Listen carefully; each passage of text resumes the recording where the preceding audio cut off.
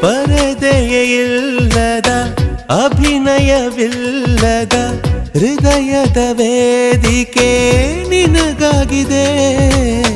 ಮರೆಯಲು ಬಾರದ ಮರೆಯಲ್ಲಿ ಮೂಡಿದ ಒಲವಿನ ಭೂಮಿಕೆ ನಿನಗಾಗಿದೆ. ನಾನಂತೂ ಮರಳನು ನಿನ್ನ ನೆರಳನ್ನು ಕೂಡ ಮೋಹಿಸುವೆ.